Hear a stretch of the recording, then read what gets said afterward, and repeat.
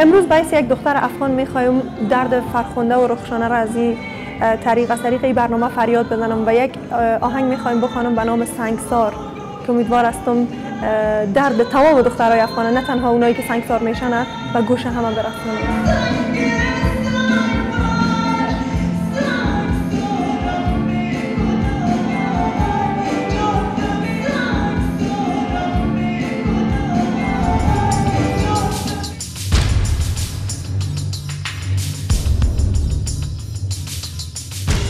There were so many people who would not accept a female singer perform on the stage and things like that.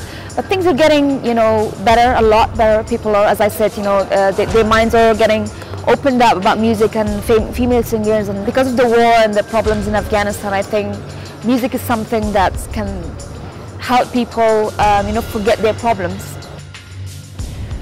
در کل در جامعه افغانستان زن یک چادری آبی است که ما برش قفس آبی میگم. رنگش رنگ آسمان است و ترکیبش درد و رنج که هر کس نمیتونه